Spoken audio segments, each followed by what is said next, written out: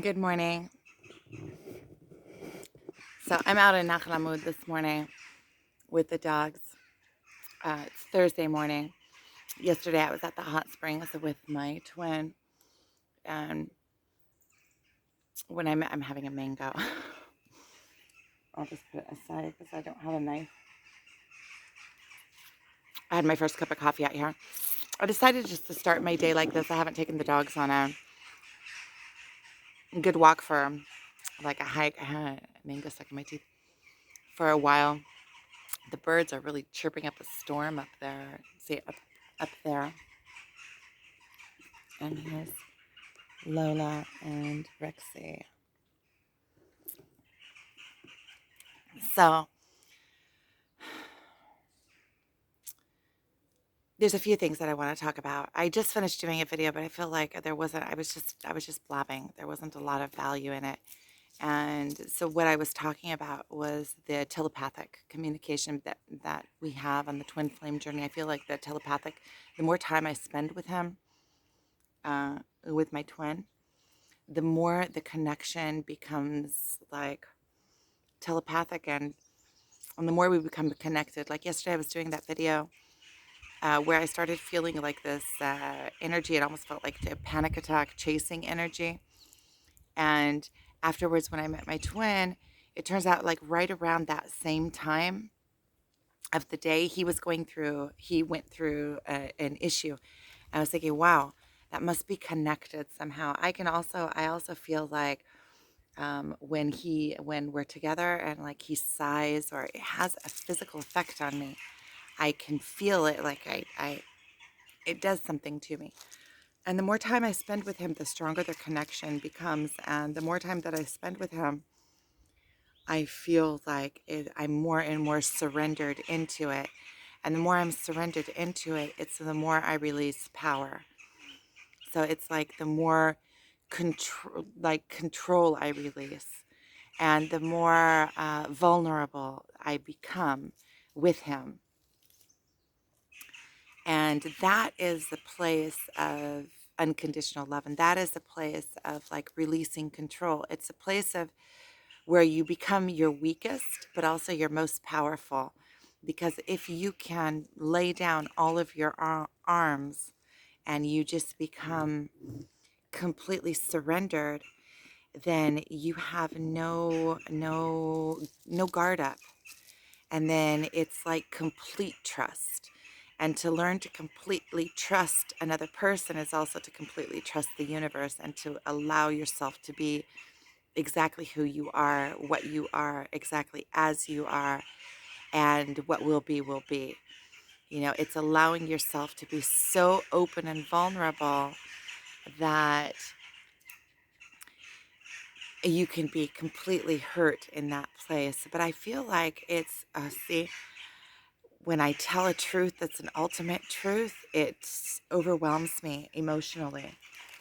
And so I know it to be true.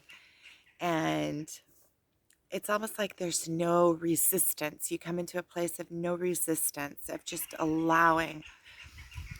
And you have to trust in that place. You have to release control and let go and become vulnerable and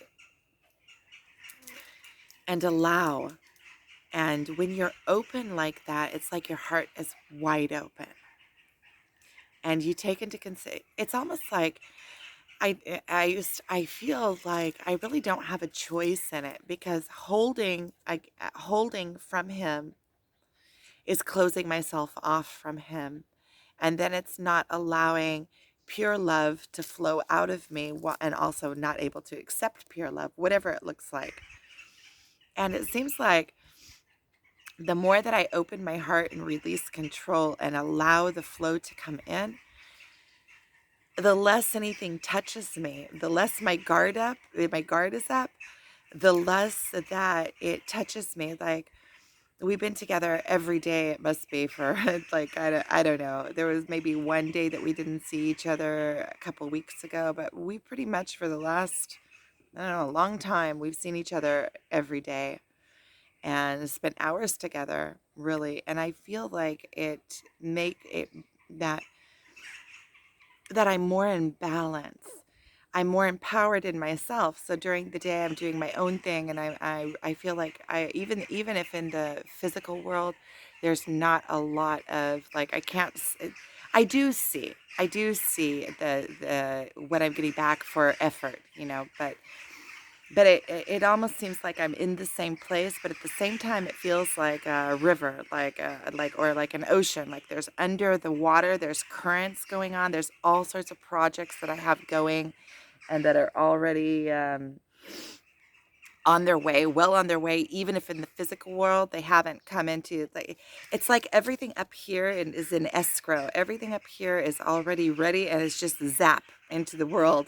Time to come into the world. I have all these different projects that I'm working on while making a living, and also this trusting in providence. Boy, those birds are really making a racket up there.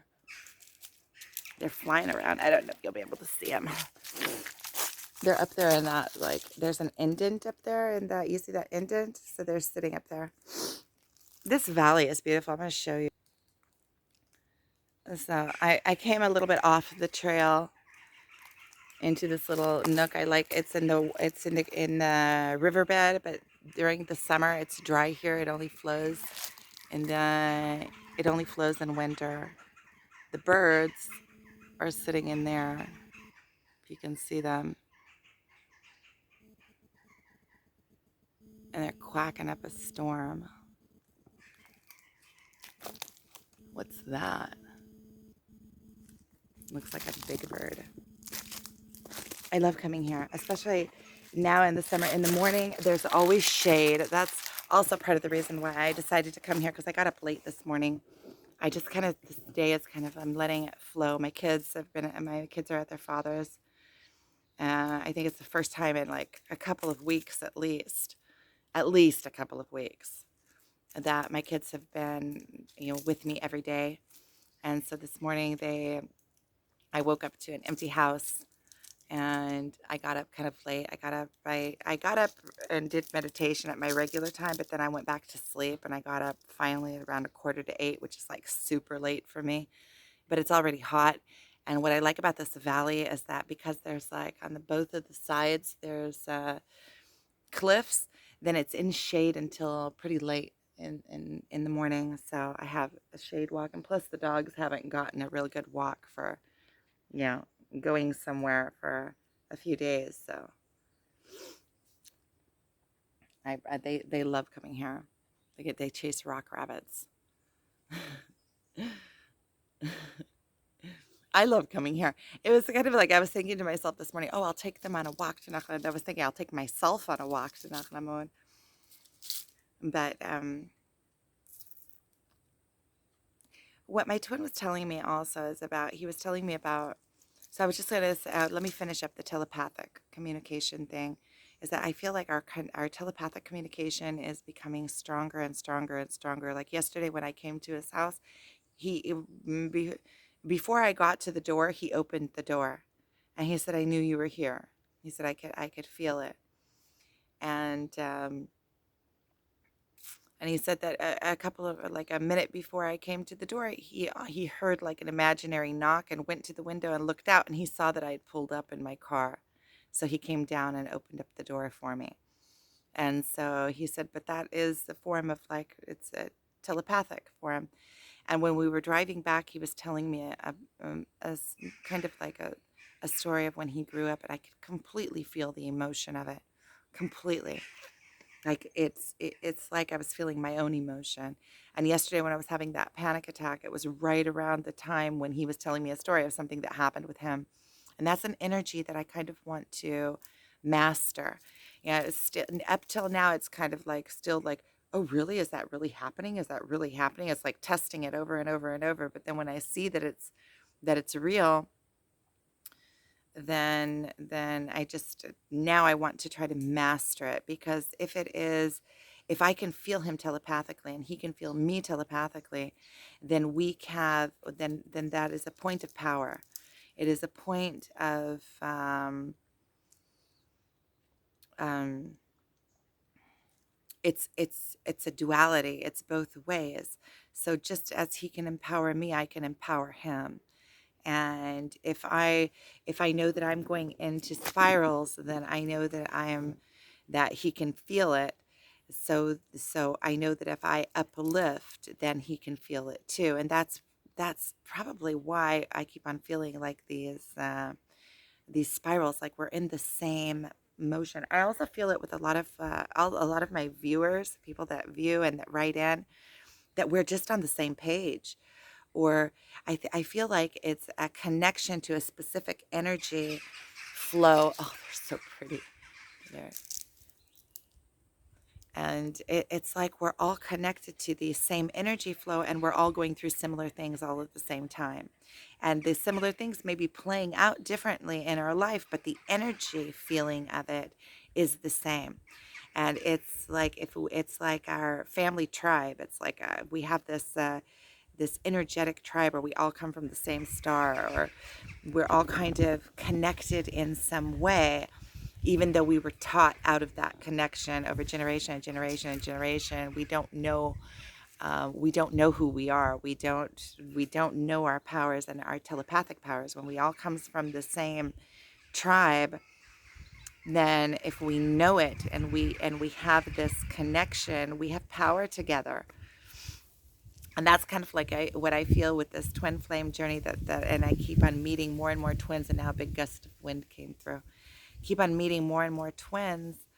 um it's just out of the blue, because I never met anybody before that. I never even heard of the twin flame journey before I got on the twin flame journey. Of all of a sudden, I'm meeting all these twin flames in my life. They're coming into my life, and when they come into my life, it's like we understand each other in an uncanny way.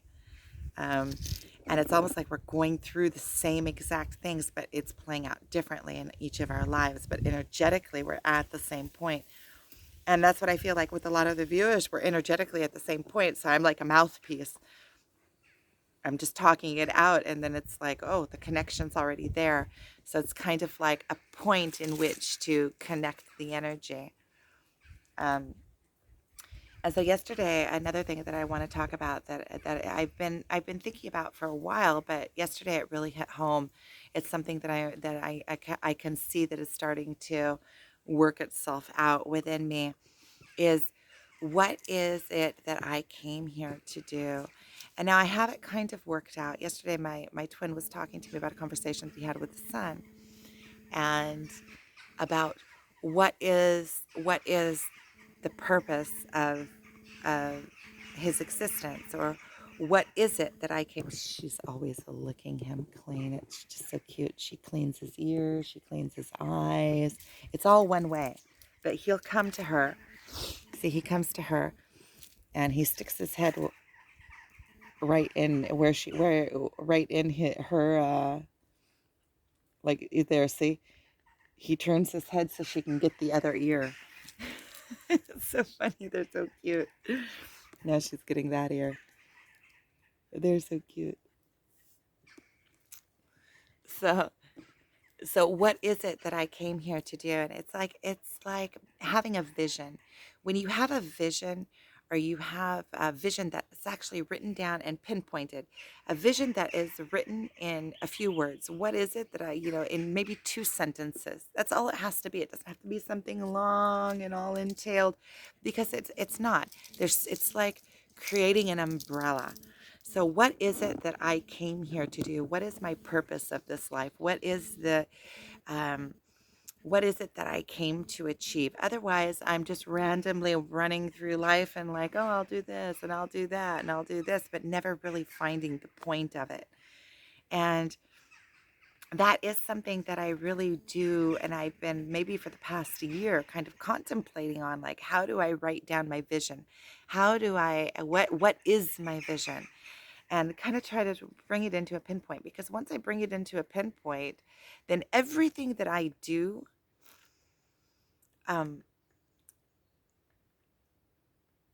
in this life would have purpose and meaning. Like, if it's not something that is reinforcing my vision or bringing me closer to my vision, then it's not worth my time. It's not worth my effort. It's like it's like spitting in the wind. It's like throwing my efforts out meaninglessly. It's like having it, it's like randomly, or, when you know where you're going, then you go direct line, right? If you don't know where you're going, you could wander around the forest for years and years and years. I mean, you could do good work in the forest, wander here and wander there, and maybe that's all part of this journey. But in having a purpose, it's like you know what you want to what you've come here to do, and what you want to achieve, and what your vision is. And then you live a life of intent, which a life of intent brings you to a more satisfied, more clarity, more in the right direction, having purpose, having meaning to your life. Your life becomes satisfying.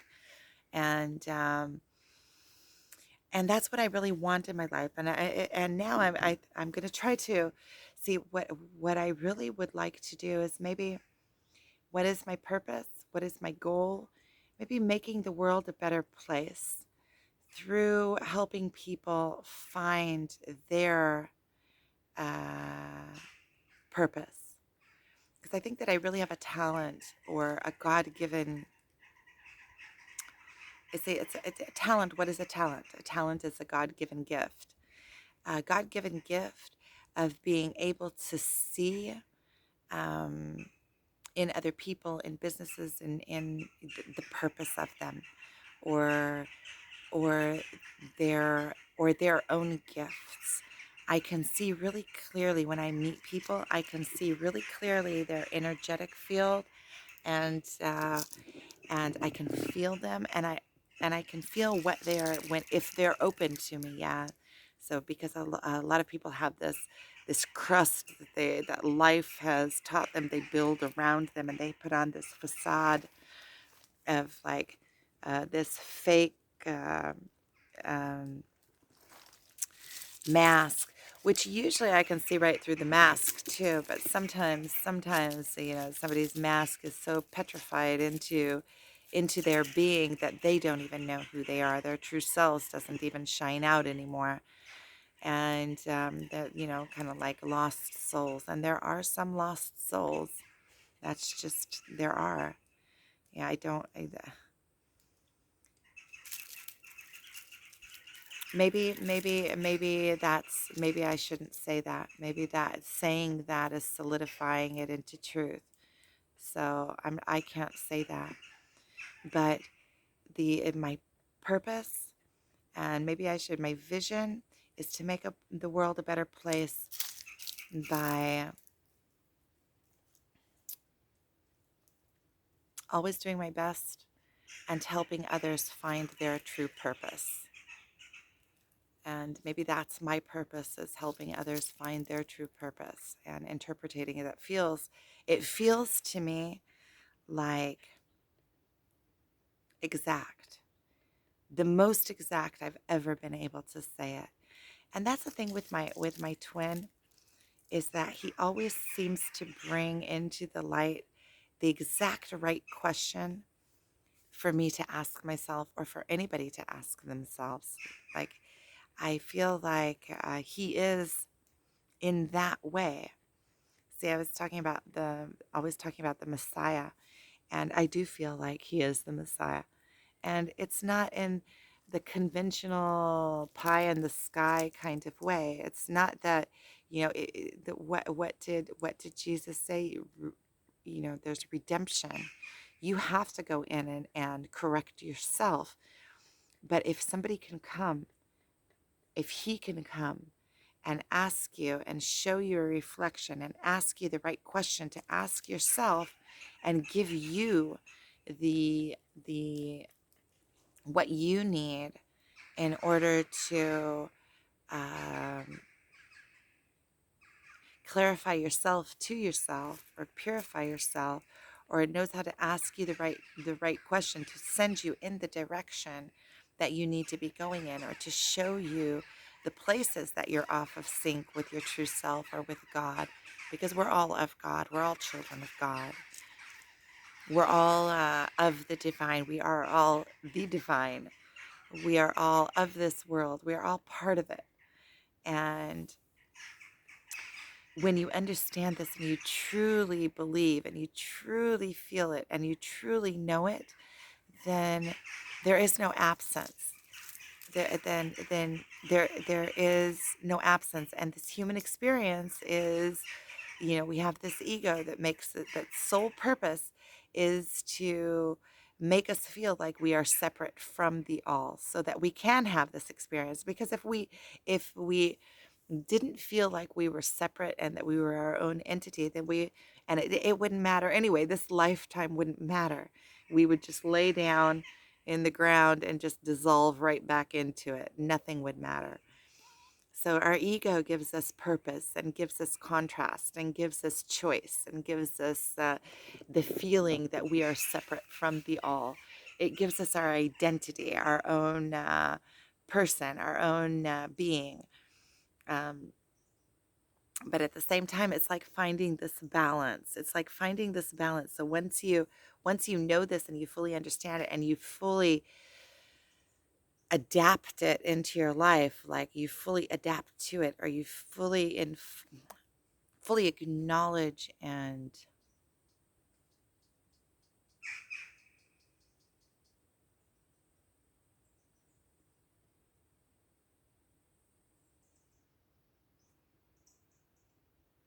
there's a word that I'm looking for. It's like when you have such a strong knowing in something that it integrate. When you integrate it into your being and you understand it in such a complete way that it's a full integration, just a knowing, then you live your life according. I had my first cup of coffee. It's pretty much just grounds left. Ugh.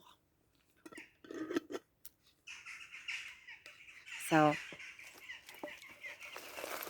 I like this conversation. So really it's in knowing what your purpose is and knowing, and then once you know that, then that, I think that's why I'm procrastinating so much around my work, is because it has to feel like it is purposeful. I can't do things anymore just for the money of it. I just can't. It's like the money god. I can't bow down to the money god anymore. I've been through enough of that. And now it feels like everything that I want to do, everything that I can do, it has to have a higher meaning and a higher purpose to it. And I think that one of the biggest missing piece was just that, having my vision written down. And once I know what my vision is, then everything else is relevant.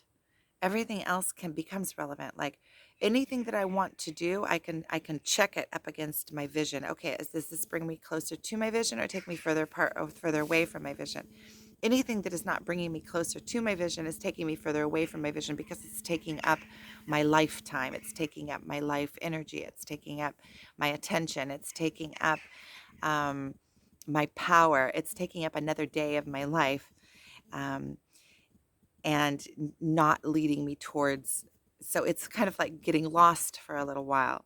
So when I think what I'm gonna do is I'm gonna go home and I'm gonna write my vision on the wall and say anything that I do has to bring me closer to my vision. Otherwise, it's just not worth doing. And I feel like if my vision is my purpose in life, right? What is your vision? Your vision is your purpose, your higher purpose in life, right?